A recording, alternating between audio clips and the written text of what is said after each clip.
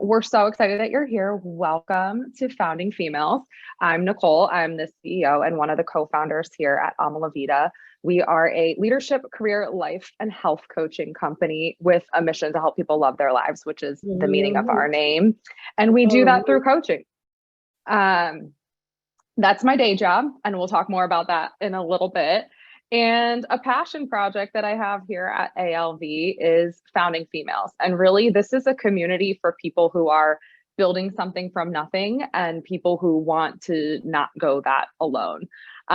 It's a really crazy, insane profession that we've chosen, Melissa, to be entrepreneurs. And it's silly to figure everything out all by yourself, to go through the downs, to celebrate the wins without community. And I think your quote was, who are we without each other, and what is life without celebrating it? And I absolutely love that. And that's really the spirit behind what Founding Females is all about.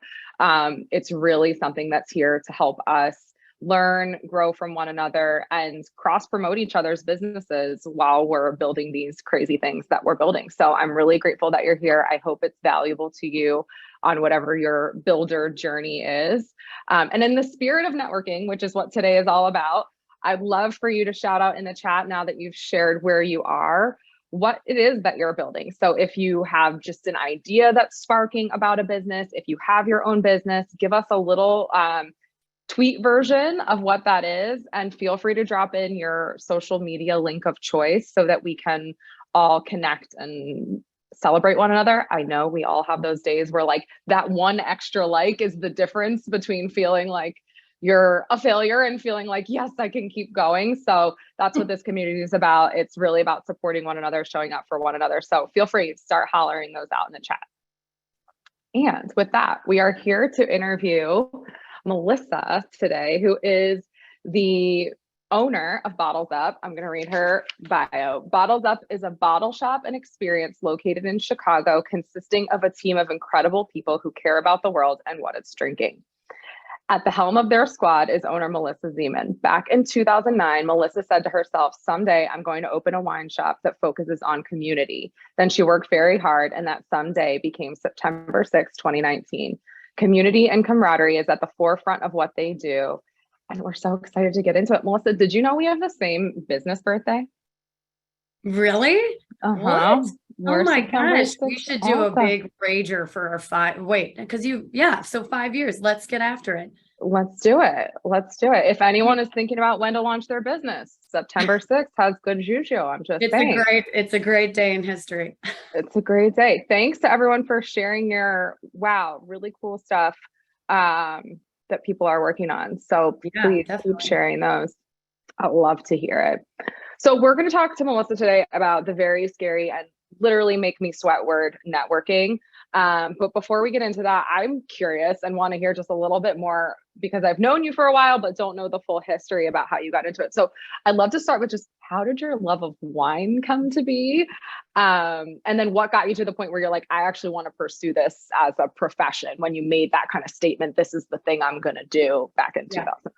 Sure. So as a lot of people, when they travel to Europe for the first time, the European culture, just wine is very entwined in that in a very intentional way. It's just, cheaper than water in a lot of places. And that speaks volumes to like how they feel about their wine industry. So when I studied abroad, wine became my drink of choice because I was broken in college and it was cheap and delicious. And so, but when you start to drink bottles of wine, especially while you're in Europe, you just pay attention a little bit more to the history, where it's coming from, the stories, the producers. And so it was this drink that wasn't just a drink, it was like stories and connections in a bottle. So when my major in college was communications and a minor in physical education and a double major in German and communications. I clearly didn't know what the hell I wanted to do. And that's okay. None of us do. That's why we have a whole business here at Vida. Exactly. But I knew what I loved. And I went into the public relations and marketing route and was working for a small PR firm in Chicago after college. And I was, again, still drinking wine and going to wine bars and wine shops and things like that. And I literally, people talk about like their aha moment, and sometimes it happens and sometimes it doesn't. And it's a very gradual, like to each their own story. But mine literally was walking on Michigan Avenue, and I was going to work and not really passionate about my clients that I had at the time as an account executive. And I just said, I am going to open my own shop someday and have a wine bar, wine shop, something, some combination of the two. And that was it. Like, and then I'm like, okay, now what? And so Mm-hmm. I didn't have any experience. I had a little silly wine club with my girlfriends called the Cellar Gals, which basically means we did like a 2-minute presentation and then got drunk together and on Sounds wine. like my book club. Yeah. Oh, yeah. We all know book clubs or wine clubs. And my cousin was in the restaurant industry up in Rockford, and I asked her for advice, and she said, you got to get your hands dirty and start at the bottom and work your way up. And so I did. I applied to a bunch of different part-time jobs, and a couple took a chance on me. They had a wine shop and bar in the suburbs of Chicago. I got every question wrong that she asked me about wine, but she decided to hire me anyway. I think she just saw something determined / crazy in my eyes, and they have been influential in my career because they gave me the opportunity to become a sponge and learn. And that was the start of everything, honestly. And that was in 2009 to 2010. I love that. It's interesting because I feel similarly in that it sounds like wine is kind of the vessel that helps you achieve the real thing that you're trying to achieve, which is this community or the conversations that happen over the bottle of wine. And this is really kind of the mechanism that you get to it. And for me, I talk a lot about this with coaching. Like, I'm actually not a coach myself. My background's not in coaching. I was a supply chain and finance person. But I just couldn't believe once I had coaching that I wasn't taking agency over my life and career, and that people are out there not having access to this feeling. And still today, coaching is kind of the mechanism that we get there. But really for me, it's about helping people achieve that personal vision of success or realize how much really is in their control. But it's really like, what's the package that helps you get there? Yeah, I mean, I think, yeah, means to an end, but the means are also important to the end, and the end can be multiple different ends. I mean, wine is very important in my life, and obviously it's the shop, and we sell also like beer and spirits and non-alcoholic and sake, but using those, beverages, it allows you to connect with other people and show your support for other industries and other passions and other morals and values and things like that. And it's just been really wonderful to be able to have that. And with that comes so many different opportunities. Yeah, I want to get back to that about how I think you call yourself a chronic collaborator, and it's all wrapped into how you operate, how you show up, how you are this incredible networker, whether you self-identify that way or not. But I want to go back to first where you jumped in and asked your cousin, like, how do I do this? And I think it speaks to at least what I've seen in terms of your space is gorgeous. You have artists that you collaborate with. You have restaurants in the neighborhood. You're really connected to everyone. And I think when people think about networking, they think that's how I get clients. But I don't think they think about it in terms of that's how I build my business. Like, the people who are first going to work for me, the people who are going to help design my space, I may not know them today, or maybe I do, but it's networking that helps with all of that, not just like, how am I going to get a customer? Did you think about it like that? Or was that just an instinct to you to just be like, who do I know and who can help? Yeah, well, I think it was kind of a dual mentality of, I forgot who said this quote, but you surround yourself with people who are smarter than you.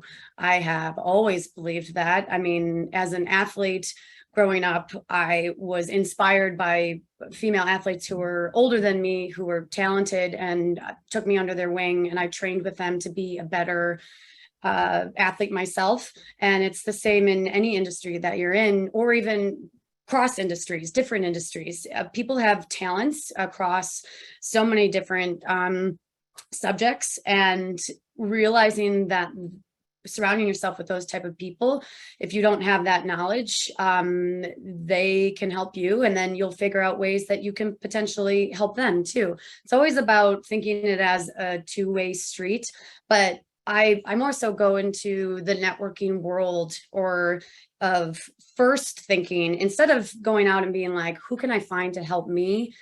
It's way easier and more calming to think of it as, who can I help instead? And so flipping that mindset, and you just become a little bit more relaxed and yourself, and just showing like basically open arms, let's all come together. I want to help you because I support you and I love what you're doing. And I think that's something that's really, whenever I find myself in a rut, I just kind of like list out all the people that are doing such incredible things, either in my own community or Chicago or the world. I mean, with the way that it's easy to connect to people these days, you can do so many things with people across the country. And it's really liberating and exciting. And it can be intimidating, but I think COVID has taught us to really kind of open our minds to those kind of opportunities to connect with people and help each other for, their business, your business, other people's businesses, charities, insert reason here. So tell me that exercise. You'll sit down and you'll write out a list of people that you're inspired by or doing cool things, and that helps you and your. Totally. I mean, even think about how many people, either friends or just people you randomly, everyone follows those random people on Instagram or social media, and you're just like, you're doing awesome stuff. Like, I really think kudos to you. And so, it's helpful in a shop like this, where we do events and things like that, to either feature them as a vendor or let them opportunities to partner up for an event or create an event around their business. But I also think I never really think about my competition as real competition. We're all in our own little markets and communities. And I think what I've found is that people tend to, it's kumbaya. Like, who doesn't like kumbaya? Like, if we have the opportunity to be like, we're all in this together, we're kind of doing I'm talking about like my colleagues in the wine industry in Chicago now who have other retailers. I am more than happy to send people to them if they have something that I don't, or a better price for some reason, or access to something, or just in the neighborhood, location based. And I found that by doing that from the get-go, I have had people doing the same to me. Just the other week, somebody from across town, I had a caller calling from New York for a bottle, and they had a referral from a really reputable bottle shop in Chicago. And I was kind of like, oh my God, I got to send him a thank you note. Like, this is amazing. But it's that kind of support and connecting, and just kind of, again, kumbaya, like, let's all support each other and lift each other up. I totally agree with that. And I think a lot of people uncomfortable in how much I'm willing to collaborate and share with competition as well. Cause I totally agree. If we're not the right fit, let's refer. We're all, at least in the coaching space, I think, fighting for the same thing, which is that this should be something people invest in, that this should be something companies invest in on behalf of employees. So why wouldn't I share a contract template or talk about who we're using for our benefits provider, actually host a meeting once a month with other people building coaching companies to share best practices, because we're all trying to achieve the same goal. And I think you're right, what you put out comes back. And I don't think most of the time there's anything that's really like, we don't have super formula trade secrets here. Like, what's special is about the way we do it. It's about the people, it's about our culture, it's about our values. And I can talk about that all day. That doesn't mean someone else can take those. And so to me, it feels like there's so much more reward in being open and even opening books to that level than it is to just safeguard everything. And I think it's a balance when you're first starting, because you're like, it's almost like picking a name for a baby, and then everyone tells you why they don't like that name. And you're like, oh, you know what? I don't really need the feedback right now. But I think once you're there, it's like, okay, great. Now let's open it up and see how we can support one another. So I love that you brought that up about competition. What about, I see this often, And I think as business owners, we have to be really ruthless with how we prioritize our time, because that's our currency. And it's like, today I have this number of hours in the day. I could do literally anything because I'm my own boss, and I have to pick what's going to create the most value. And I think that creates a lot of pressure to feel like,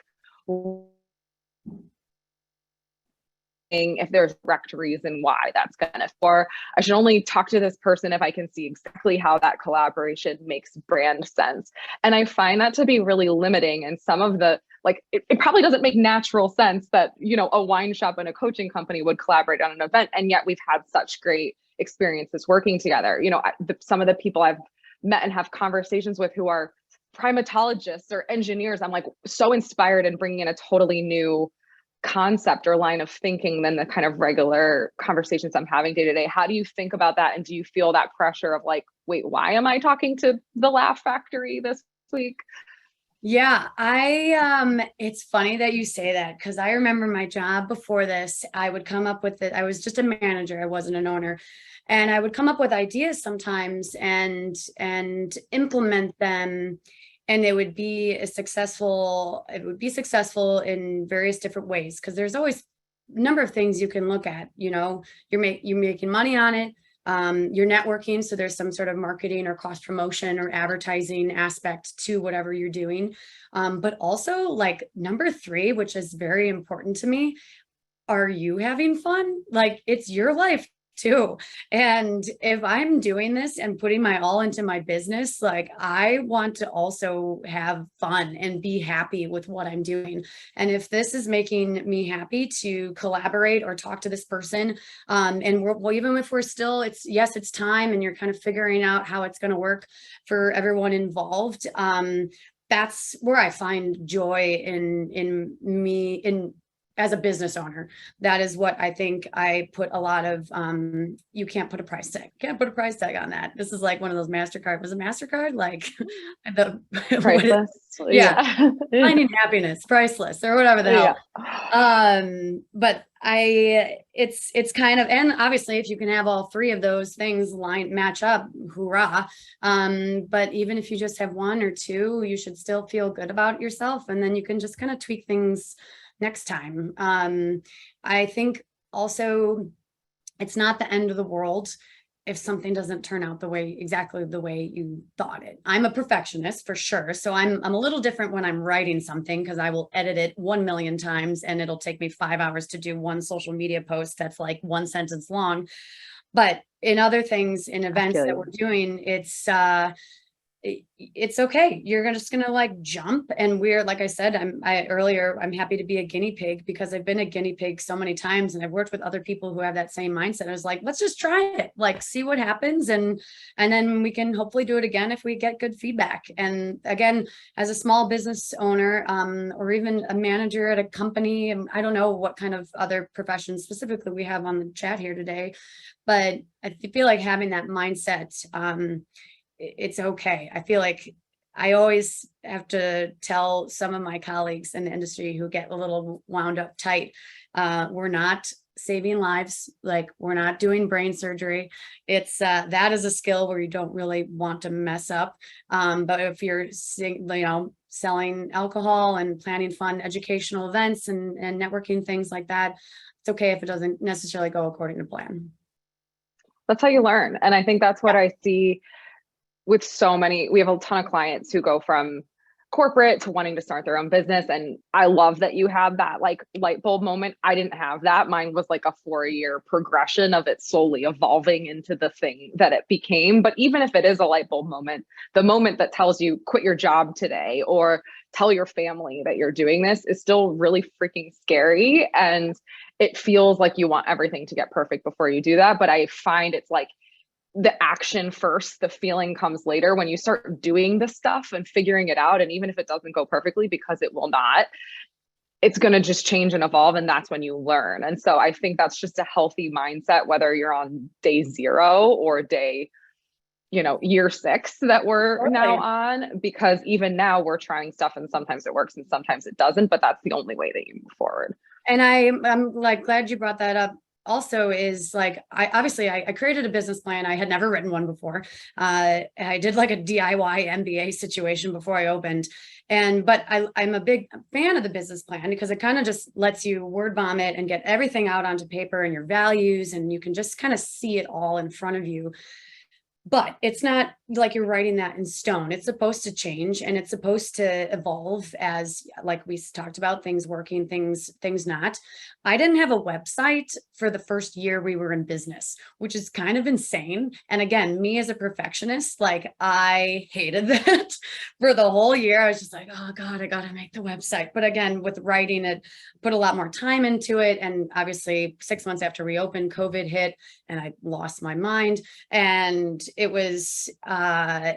just took me a lot longer, but a website, sure, you can just get at least some basics up there and then add as your business starts to be more fully formed or as you become inspired and things. I just added a BU Ladies Fund page to the website, which wasn't a thing in the beginning of the business.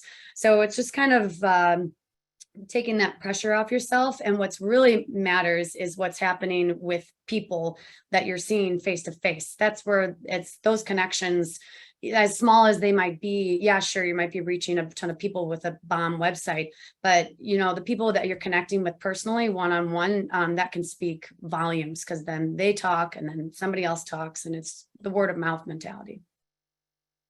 I love that. And I actually think unless you're raising capital, really trying to build something super scalable from day one, it's not your website that's going to be the thing that's bringing the customers in and the dollar is, and it's going to be what you did and what you're doing. And I want to like paint the picture for everyone of just how almost electric the environment is at Bottles Up. And you go to the events there, for example, the most recent BU Ladies Night, and there are people who are like devout followers of Bottles Up, like to the extent of like, oh yeah, I invited Melissa to my wedding, or I'm here all the time. Like, this is a real community, and it's a shop, but it's not. It's so much more than that. And I think that speaks to you and your personality.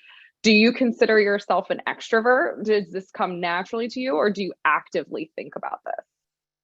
I mean, both. I also like the term, like adventurer. I like, life is an adventure. Opening a business is an adventure. Like every day is an adventure. You don't know what the hell it's going to throw at you.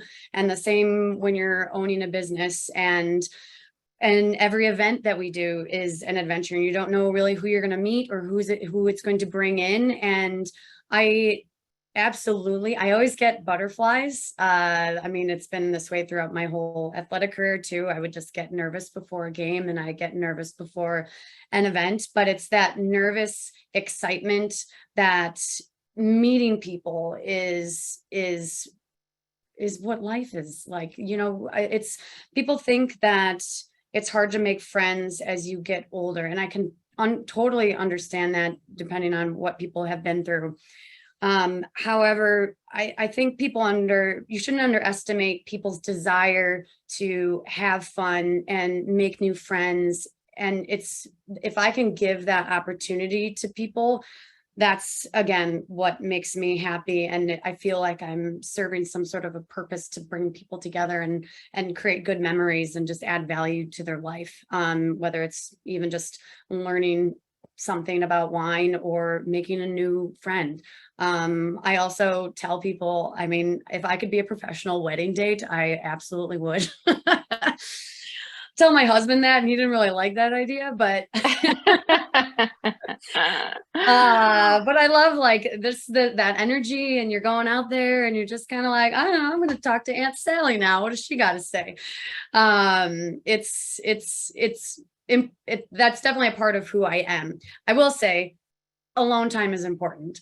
I need to recharge sometimes. And speaking of my husband, poor husband, because sometimes you just give your all in your business, and you're giving all to people who walk through the door. And it's a very on environment and industry, whether you're restaurants or retail, or entertainment. And coming home, sometimes I'll just be like, don't talk to me. I love you, but I need to just like not speak to anybody and just watch a romantic comedy, turn it off for a little bit. And that kind of recharge, knowing what it takes for you to recharge is very important. And figuring that out and making time for it as well. Yeah. I'm definitely one of those people where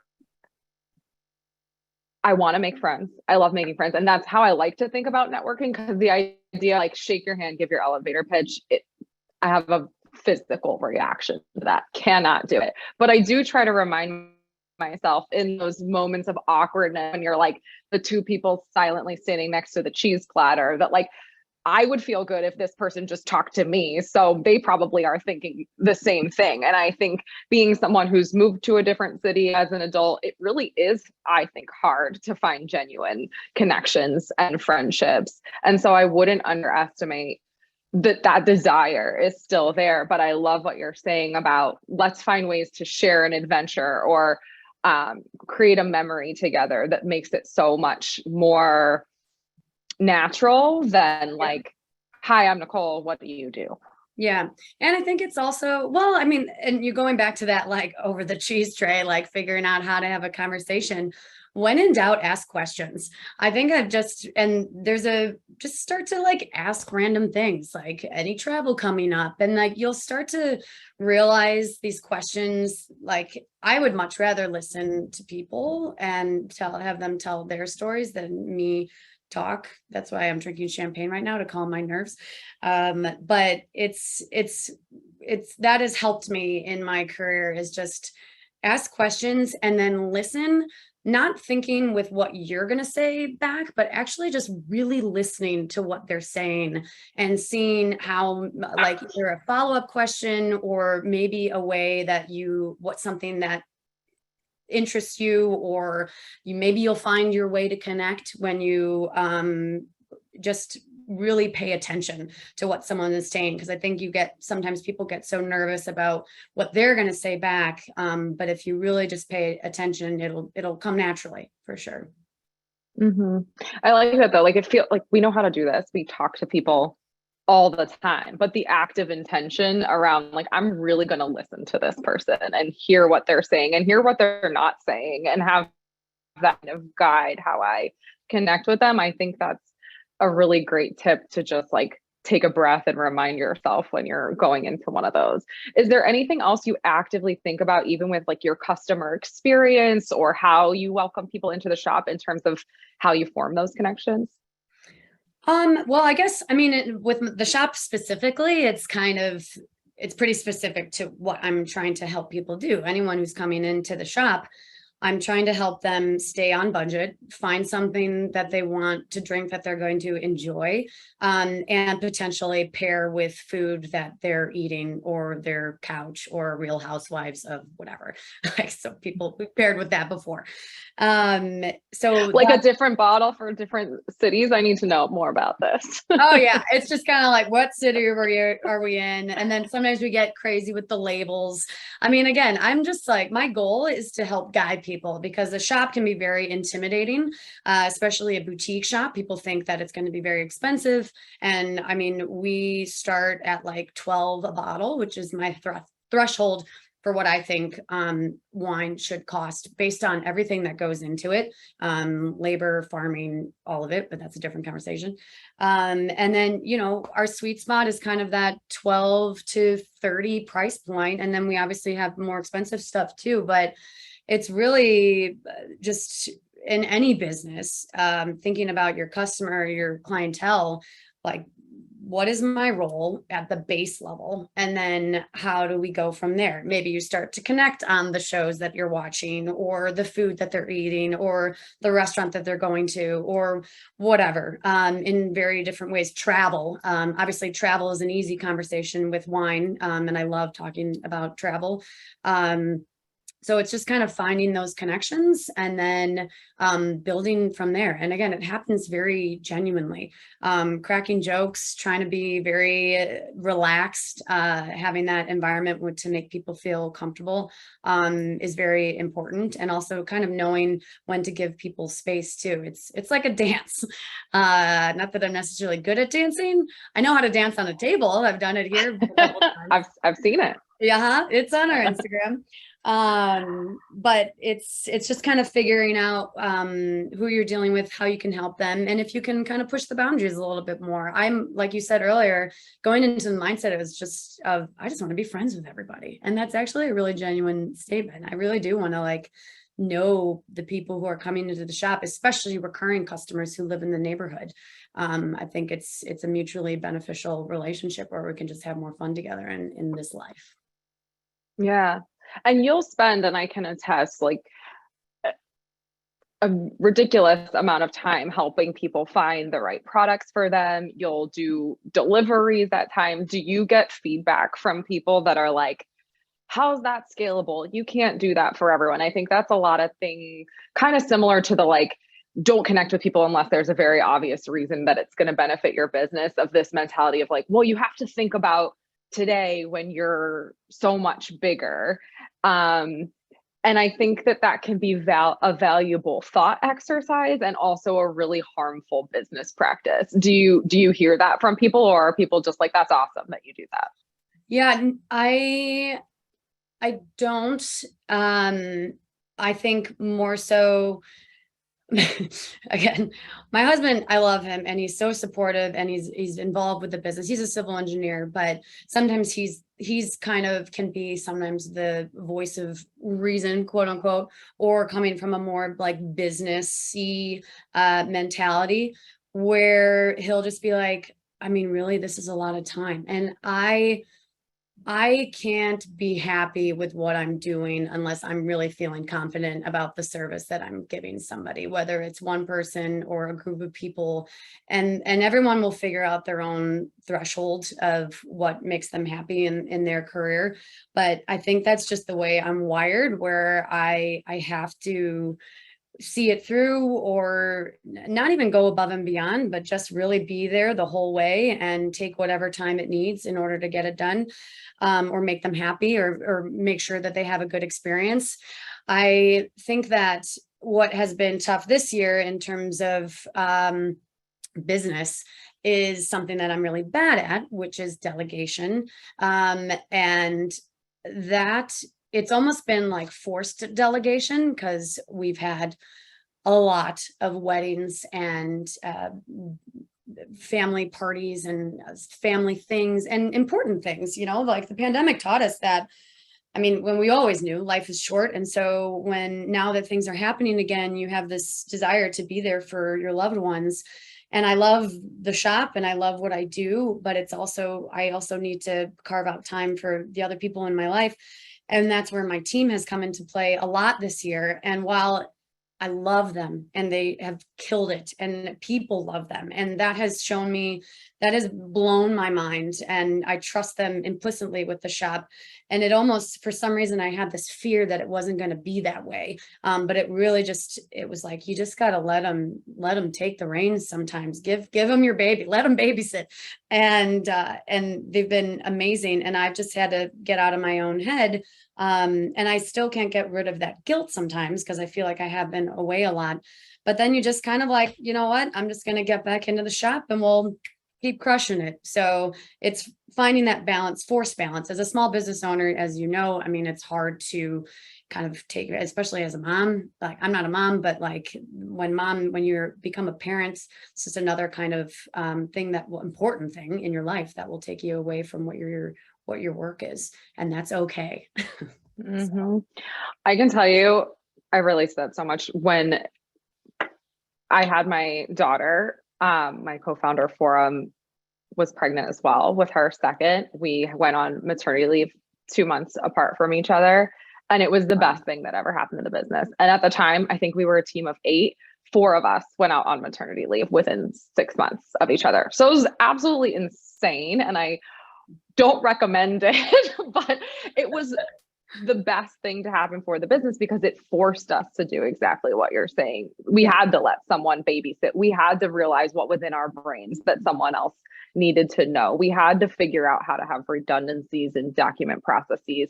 And we had to realize that the foundation and culture that we had set can be carried on with the other people on the team, and they're okay. And actually removing ourselves gave people an opportunity to have more of a voice and step up and not defer to us. And so I think whether it's the forced step back because you have 14 weddings this year or whatever it is, if you don't have a thing, manufacture a thing that makes you step back, because I think there's so much growth in the business that wouldn't have come if you just kept like the tight clench on everything. Yeah, totally.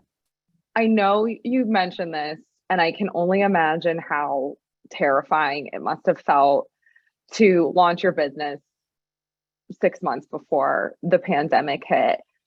What was that like? How did you innovate throughout that time? And I'll kind of wrap it up shortly with this so we can get to questions, but I want to hear a little bit more about it. And we were, more established as a business at that time, but had just invested in this space. We launched February 20th, 2020, and it felt really terrifying as a business owner, as the responsibility for the team and their livelihoods while going through the same holy crap, what's happening to the world as everybody else. It was scary. It was really scary. And talk about, I don't know if this messed up my like workaholic mentality even more, but because it was so scary, I didn't have I told my part-timers, I told them stay home. Like we were deemed essential. So we were open still. And I'll get back to that, but I wanted my team to be safe. I didn't want to be, I didn't want them to anything bad to happen to them. And it was I joke that I blacked out, not from like drinking all the time, because I hardly got the chance to drink like other people did, but it was just so overwhelming being the source of alcohol for so many people and getting hit at from, I've never worked so hard in my life. It was morning to like waking hour to sleeping hour, just working and responding to emails and texts and phone calls. And we had a capacity in the store to be safe. I had like an on-call or a consulting doctor that I would work with to kind of check in with two of them, actually, a girl and a man and a woman. And just kind of like, okay, what should I be doing right now? Is this safe? Like, tell me, I don't want to be a problem. I obviously want to still be in business and be doing this in a safe way. But it was crazy. It was just every day kind of being like, okay, I got to get these people the alcohol. We were like an Amazon fulfillment center. There were just like piles with Post-it notes on it of all the wine that needed to get to different people. And then my like fun time was like, my husband would drive, we would deliver to people. I would wear the gloves. I would like take a sip of champagne, riding shotgun. And like, that was our night out. And then we would drop off the alcohol and then go to bed and then do it the next day. It was insane. And I think that once we got through, that was like 3 months. And after 2.5 months, I decided to close on Tuesdays just to give myself a day. We're since open 7 days a week now, but which was an amazing day. I loved those Tuesdays. But then after that, it was like, okay, this isn't really going away. How do we sit down and starting from that place of same thing when you're trying to network, who can I help? How can we support each other? What charities can we support? I was helping a lot of my friends in the industry who were working on the restaurant side of things, who had been let go. And I mean, so many industries were just rocked. So it was, and then once you started thinking about all those industries, and reaching out to them, and then you just started to come up with interesting ways to team up together, virtual events. We started our take-home tastings, which were like little vials of wine, and you did them. It was, we love them. I mean, I loved them too, and they were a way to still connect with people. They were definitely a bitch to like put together all those kits every Wednesday, because I basically like did it myself, or sometimes my reps would come and help me. But you just kind of did what you had to do in order to keep the positivity and keep up the business and connect with people still, and do what my business plan was, which is just bringing people together, but then translating it online while still being safe. I don't know. It gave us this mentality of, I don't know, let's try it. And that has since carried on into after, not that, we have a better handle on things a little bit now, but that mentality of like, let's just give it a whirl, hasn't left what we do here, which is fun. Yeah, there's a real freedom in that, I think, that maybe that brings about versus the kind of perfectionism mentality of like, we have to get it right. So I think that's good. And I say this a lot, like, I don't think there are very few things that are objectively right or wrong for a business. It's just what's right or wrong for the business at that time. And it's okay that like the tasting kits were the thing at that time, and maybe they don't make sense now.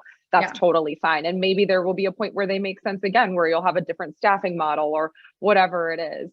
But I love the like kind of roll with it, keep evolving and see what serves you, and know when it no longer does also. And I think it's really speaks to what we've been talking about this whole time, that your first kind of reaction was, look at all my friends who have been impacted in this industry. What can I do to help? And let that guide what brings opportunity or not. And I think we took a really similar approach. It was crickets here overnight on March 13th or whatever that date was. And we said, if no one's buying coaching, that doesn't mean they don't need it. Let's give it away for free. And so we did hundreds of coaching sessions for people who had been let go from their jobs in those early days of COVID to help them figure out how to navigate that like really confusing job market. And amazing. There's people who come back to us still now and are like, you helped me during this time. I haven't forgotten that. And I think that goes a really long way to just lead with, how can I serve? And that goes back to making those personal connections. You never know who you're going to have an impact on. And that's why any one person who walks into the door or calls us or reaches out for whatever reason becomes the priority, and is very important to not just me, but truly anyone on my team is really amazing. And that's because you never know if they're going to come back later, or they're going to tell a million people, or write a wonderful review online, or it's just that ripple effect. And so if you have the choice, just, give them your attention, be kind, and help them in any way you can.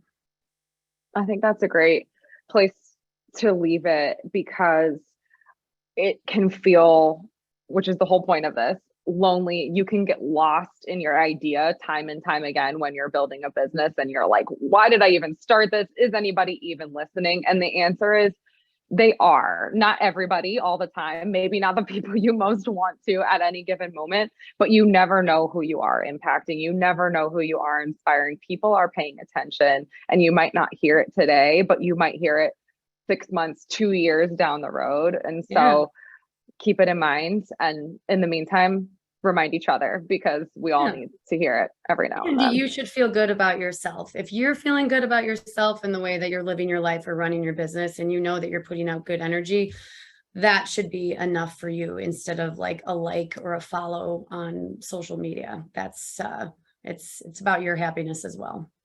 That's true. And that's something I am continuing to work with my coach on.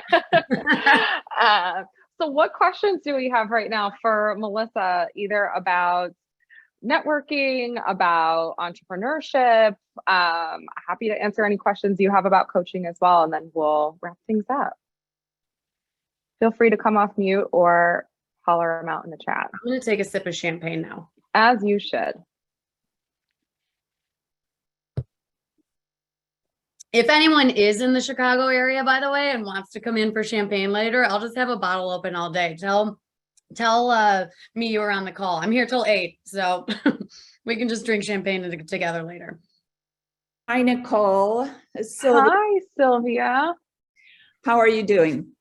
I'm So happy to see you. And Yes. it was exactly you who I was thinking of, my primatologist friend. Unfortunately, I don't have more than one right now.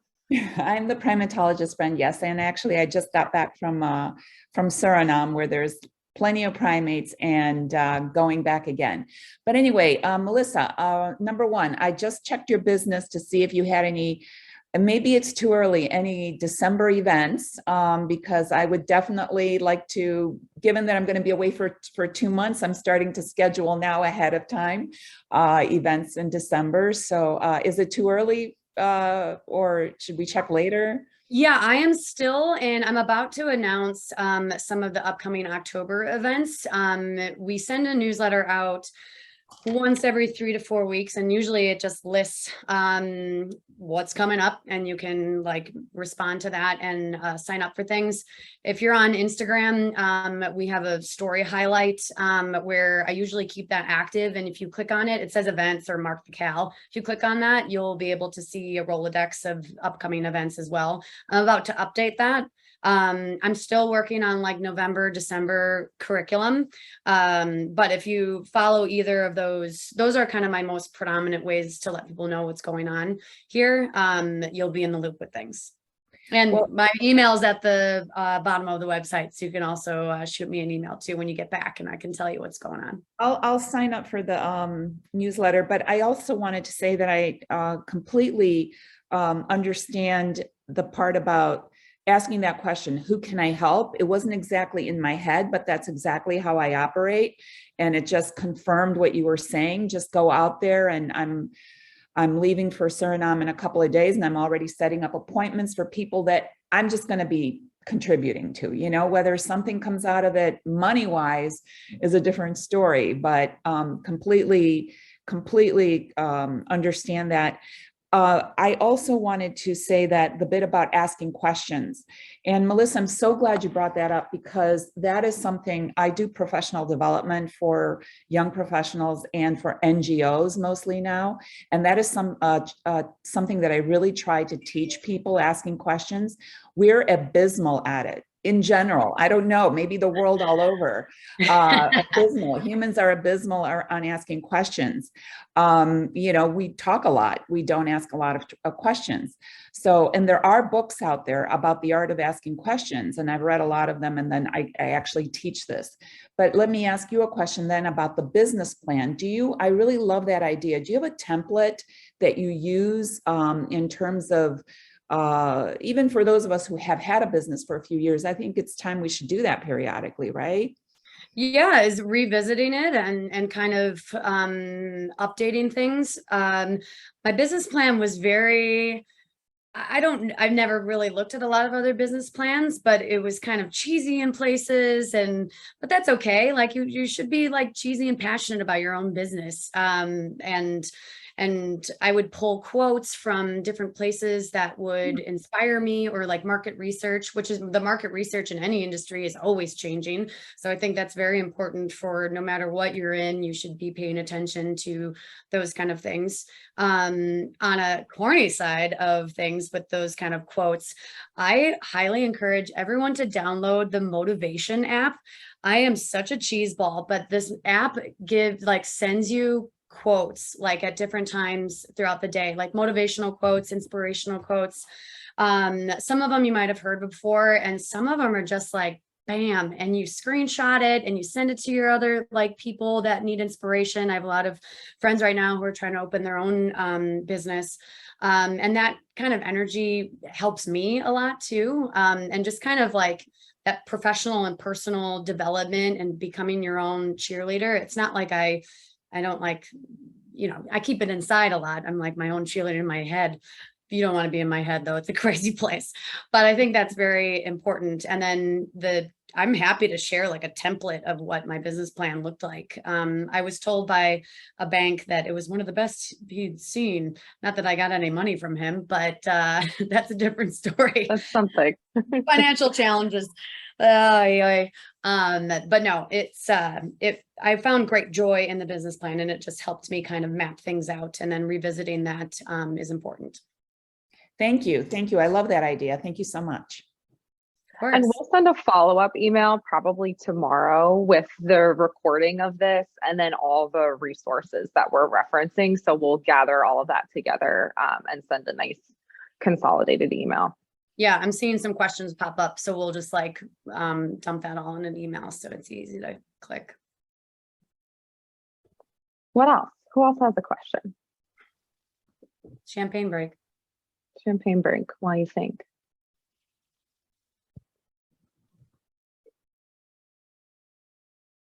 What's next for you guys, Nicole? What do you got? Programming coming up? Anything fun? Well, something very fun that's happening this week, and it's top of mind, is we're getting our full-time team together in person in Chicago for the first time ever. So many of us haven't met each other. And so I'm really excited about that. That's awesome. But lots of stuff's going on here. We have webinars every single week. So if you don't yet subscribe to us on Eventbrite, and you can see we have upcoming Founding Females events, other coaching and development events on a weekly basis. We just launched, which I think is really important for me personally, for entrepreneurs, a course around imposter syndrome and overcoming it. I think we each have our own sort of flavor of it. And this helps you really confront that, identify what's holding you back in that, and start to make steps to overcome it. And so that's pretty exciting. That's going on here too. What's next for you guys? Tell us about BU Ladies Fund, because we've referenced it a few times. And so I want people to know what that is and how they can get involved. I mean, the BU Ladies Nights have been very important. I'm very girl power. If you can't tell via the website or any of our social media, it's always been a very important part of my life. Growing up, there was no girls soccer team and I was a big soccer player. So I was playing a lot with the guys, which was fun.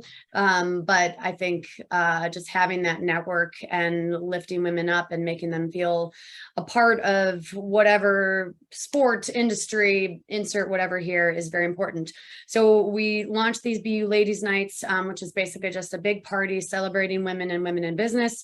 You don't have to be a woman to attend. I always tell men who ask that if you, as long as you support women, you're invited. But the fund came about that this is our second year that we did it. And it started as a $1,500 grant to a female entrepreneur, where we begin taking applications in July and then announce the recipient at the BU Ladies Night, the Summer Bash in August. This year, the amount grew to $2,600 thanks to last year's winner actually contributed back into the fund. And then we got another contribution from some customers and then another contribution from Birch Road Club in Chicago. Actually, they have Chicago, Denver, and Seattle locations. But if you are interested, we have a page on our website that explains the fund a little bit more of how it came to be. And we're going to do it every year. And also on that note, if anyone does want to email me like a little snippet about their business, if you own your own business, I have a display of like business cards and little things every ladies night that we do about 4 of them a year. And it's just a women-owned business like highlight reel. So I'd be happy to like print out whatever QR code, anything. You can send me an image and then I'll just kind of include you in the Rolodex of things that I put out every time. That's awesome. I love it. It's the whole spirit of what we've been talking about, and the whole, I think a lot of the times there's this temptation to feel like we have to reach a certain level. I hear this all the time, before you can give back or before you can do a thing. But I think it's important that we're setting the foundation to be doing this while we grow, and we don't have to wait until some future date to start serving others. So I love that you've initiated this, and we'll be a proud supporter as long as it's running. We have a question. My mom is always talking about business ideas, but she is scared of making that first step. How can I best support her? Gosh, I mean, you could probably answer this as well. I mean, it's scary. It's still scary. And I think acknowledging that the first step is acknowledging. And then outside of that, I think it's sending those inspirational quotes, helping her figuring out where she maybe feels less qualified. And I think that was one thing that helped me is like, what am I not good at? And I know this, and it's accounting. So I knew immediately that was like my priority. So once you start to piece in your kind of team of who can help you and what's important in business, accounting is very important. You don't want to mess that up. So I needed a professional. So you kind of almost work backwards and start with the problems that you know you won't have time for or are good at, and then kind of help trying to do the research and fill in those blanks. But I think it's just kind of helping figure out that direction and assembling like a team, even if it's not like a close team. It's your team can be a number of different people, even just helping in small parts or roles. I love that. I think that's huge. I would add doing the smallest thing possible that gets it closer to real. So whether that's like putting a name to a product or sharing with someone else that you're going to do a thing, I think it's like you take one step and one step and one step, and then you look back and you're like, oh, wow, there's momentum here, versus feeling like you're waiting to be ready in some way. And assembling your team is a huge part of that. And what comes with that is accountability, which I think is huge, because now you've told 6 different people you're going to do something. So you're going to be more inclined to do it. So I love that. Yeah. Yes. And just on that, I want to share a little bit more as we wrap about coaching, about Vida. We've kind of mentioned it or referenced it a little bit, and accountability is a huge part of this. I'll talk from my personal experience, because coaching is different for everyone. It's based on you, your need, your goal. And I always say there's the really tangible goal that someone comes to us for. I want to launch a business. I want to get a job. I want a promotion. And there's always an undercurrent of the million other things that you need. For me, I mentioned it already. A big part of that is imposter syndrome and confidence. And it took me like 4 years to even be able to say that I was an entrepreneur, and not just like, well, I used to be a consultant and then I kind of started doing this thing. Like, it really took a long time and a lot of work. And so for me, what my coaching journey looks like as an entrepreneur, I work with Coach Betsy Westhoff on our team. Anything I'm ruminating on, anything I'm in my head about, when I'm making decisions based in ego and not in strategy, I know it's time for a session. Really, coaching is about that personalized experience. It's about what you need to be able to move forward and accomplish your goals and be the person that you want to be as a leader in your business. That's what coaching is about for you. And so I'll toot our own horn. We just won Best Personalized Coaching Experience by Very Well Mind. And that's what it's about. It's about finding the right coach for you. So pairing is an incredibly important part of the process, getting you with the right person, and then tailoring that experience to what you need to ultimately move forward. So if it's something you've been thinking about, if you're stuck, if you know someone who's stuck, who's like, how do I take that first step? I have all these ideas and I believe in it, but I just don't know how to get there. I encourage you to book a consultation with us. It's free. We shared the link in the chat. I'm sure we can share it again, and we'll share it in the follow-up. Just talk about what this can do, who the right person might be to help you move forward. And I promise you, it's something you talked about it earlier. You work with coaches when you're with an athlete, all of a sudden you expect to just know how to do it when you're an adult. And I say that in quotes. So it's really powerful. Thank you for being here. I hope that you'll check it out.